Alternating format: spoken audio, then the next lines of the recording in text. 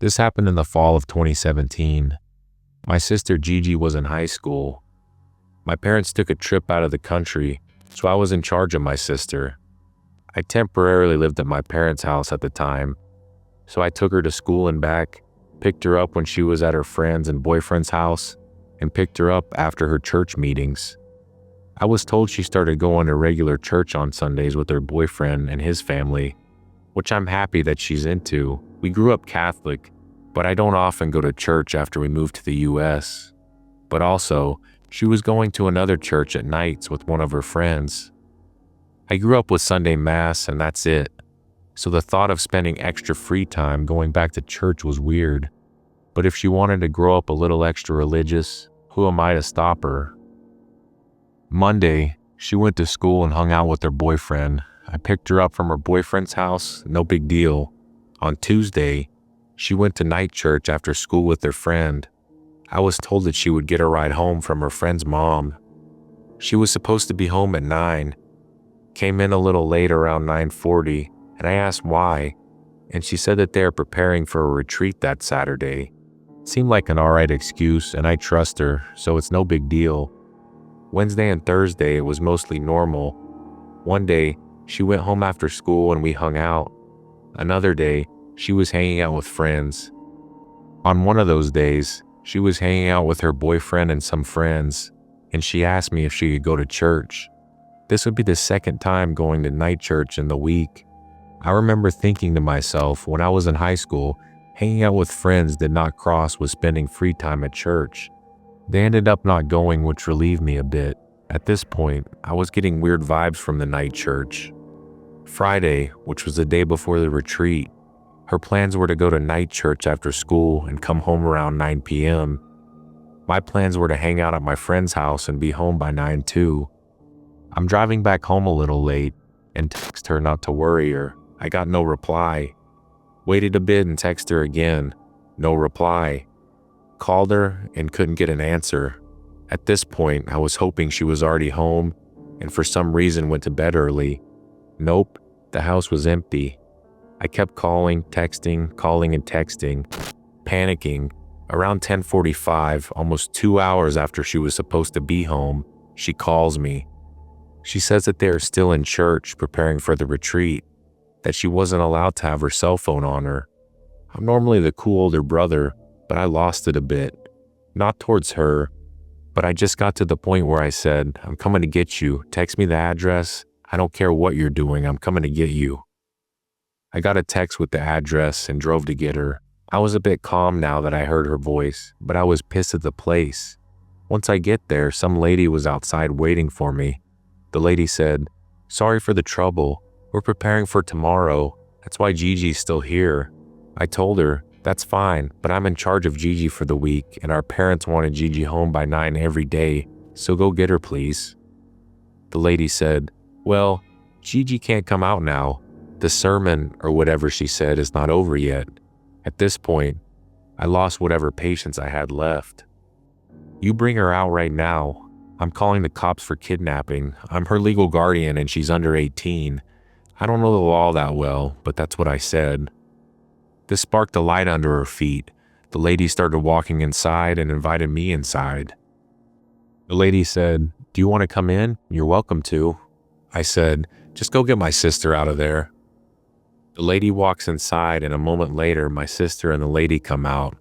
The lady is giving my sister some documents and a shirt and some information about tomorrow's retreat. In the car ride home, I'm trying to choose my words carefully when my sister goes, "I don't want to go to the retreat tomorrow. Can I stay home and say you aren't letting me?" "Yes," I said. "Turn me into the bad guy. I don't care. You don't have to do anything you don't want to." It turns out, everything up until tonight was normal church stuff. Tonight, they turned it up to 11. People all around were seizing, yelling, and throwing up. They were feeding people something, which was causing this, and the smoke in the air smelled funny, according to my sister. I kept asking my sister if they fed her something, but she said no. They weren't supposed to feed my sister anything until she goes to her first retreat. The retreat, which the night church said they paid for her, making it seem like they were generous, was supposed to be an initiation. commitment to the place. According to my sister's friend, who already went through the initiation, they gave you something that makes you sick and represents the evil leaving your body. You're supposed to feel sick for a week or two, and she said that the people there tonight were scary and didn't look right in the head. I read the stuff they gave my sister, and it was all culty bullshit stuff. This place looked like a house that was made to look like a small church too. I also later found out from my aunt that their church name didn't make any sense from a Catholic point of view, and that they weren't even listed as an official church.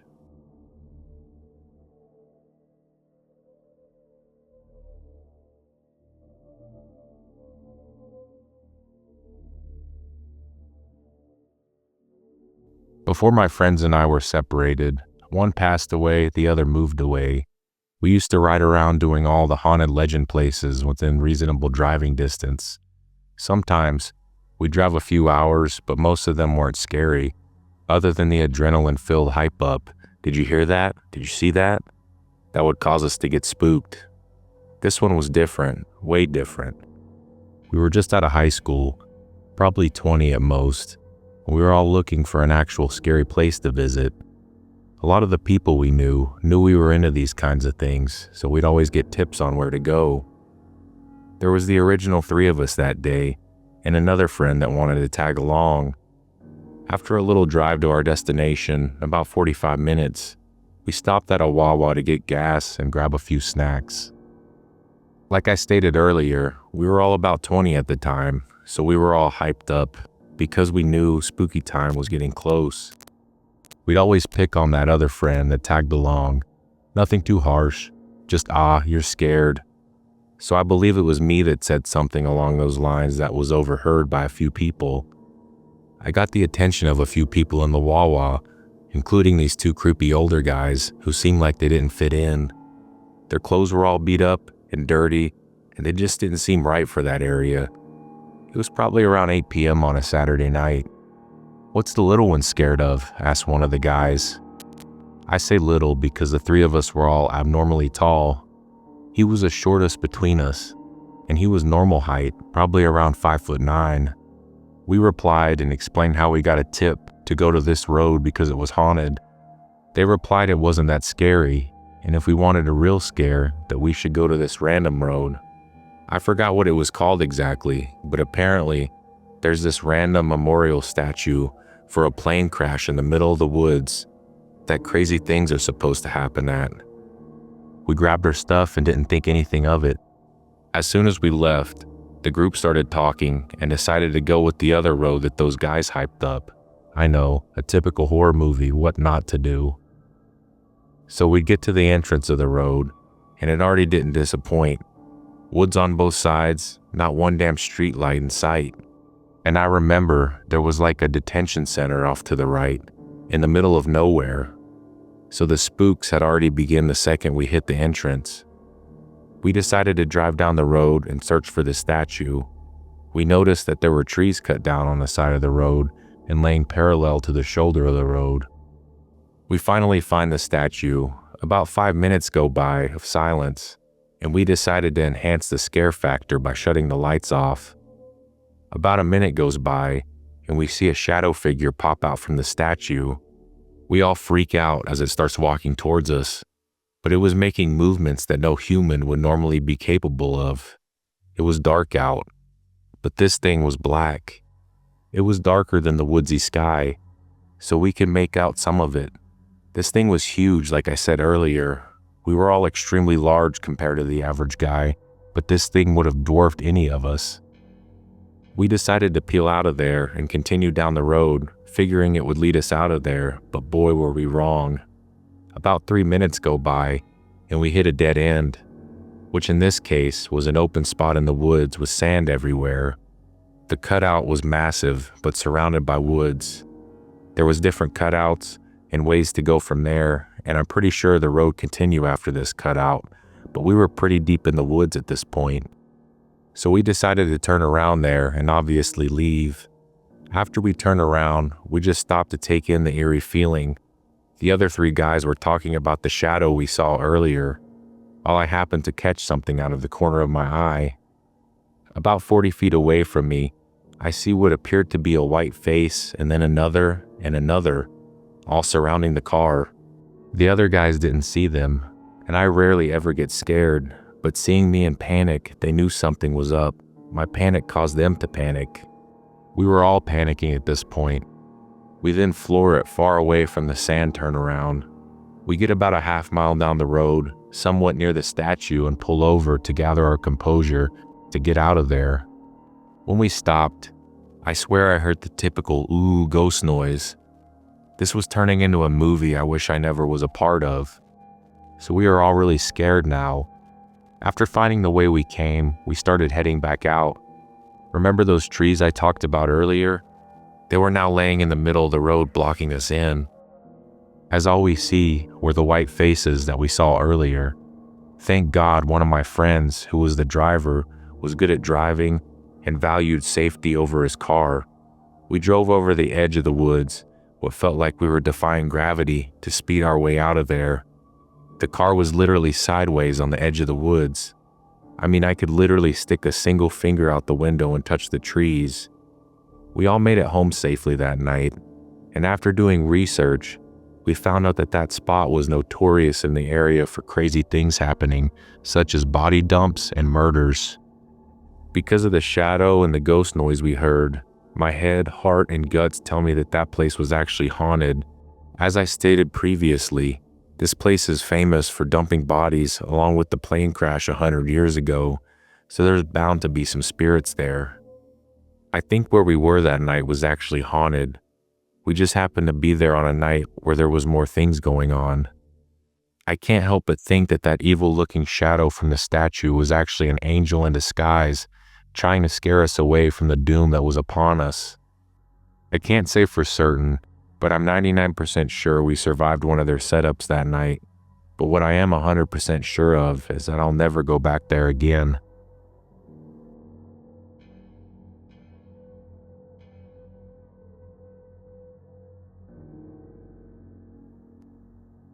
A little background.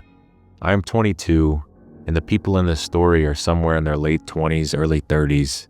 They constantly change their ages, last names, and jobs when I asked. My friend was 28. So this has mostly ended, but this was ongoing for about a half a year due to a shitty life situation. I had a terrible breakup with the guy I had been living with, and I was really raw. So I moved out into an apartment with my friend who was really cool about it. She was just never home. She always had guests over though, and they were incredibly, deeply terrible and weird. The first thing her boyfriend said to me after meeting him was that I should never trust anyone, especially him. Okay, that was weird enough. But then he started hitting on me, and my friend sort of watched in a weird way as if she was jealous, but I kind of got this weird feeling that she wasn't. He was really oddly charismatic, and he was the type to get away with saying anything. My friend was the quiet, confident type, and she'd flirt with me on occasion too. It was really weird, but I figured they were poly or something. They came on strong, but I'm always the accepting type, so I didn't care. A little over a month in, I couldn't move out, and we really started to get in trouble. He started threatening me and literally following me everywhere, including the bathroom. I'm starting to freak out, so my friend agrees to stay home. By then, she's home almost all the time.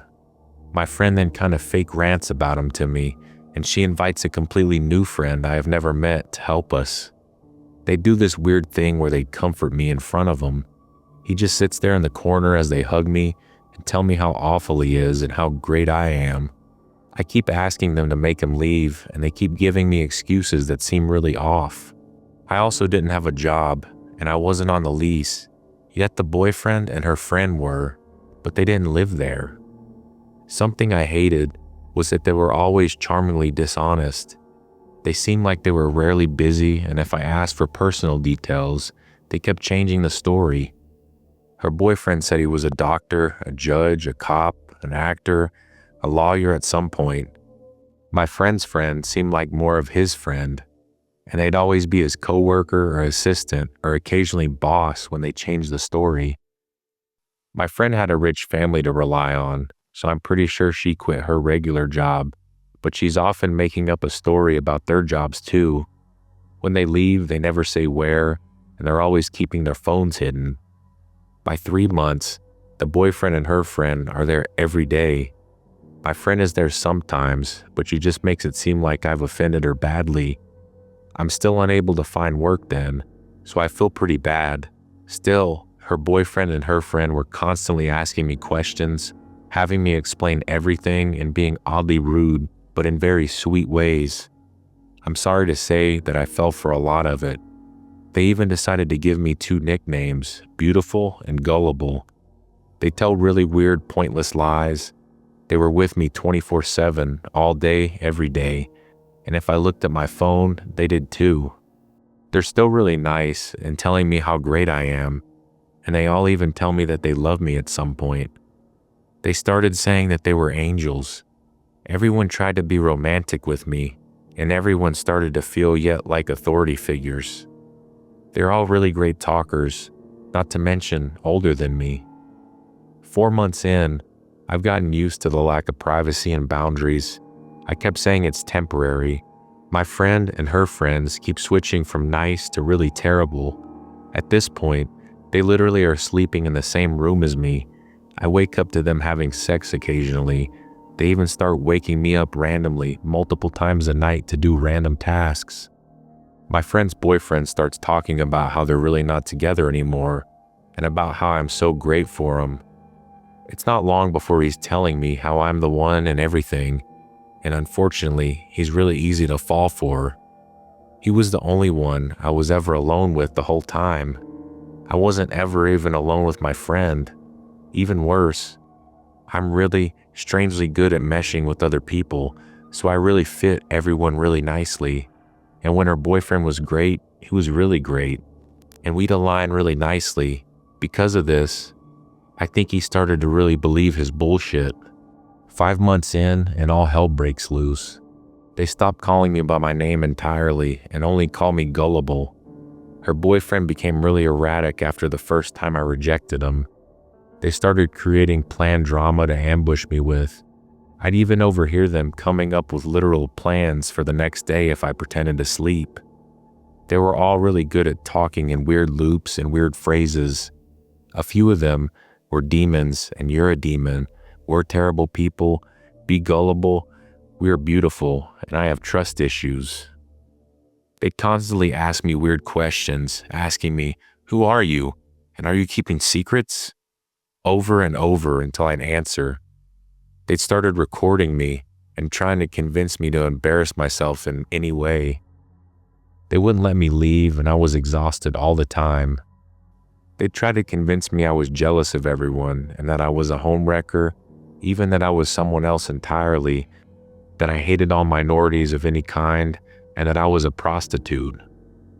They'd corner me into everything and openly take note of my reaction to absolutely everything. I started trying to escape, but they kept telling me they had information and that they'd send it to everyone. I started getting the feeling that everyone had blackmail on each other. 6 months in, and they threatened me. They called a friend over to scare me. He pretended to be a sex trafficker. I really started to freak out and I threatened to call the police. Everyone really started to change then. I had no energy. They started recording me, following me to the shower, trying to seduce me constantly, and making me afraid to eat.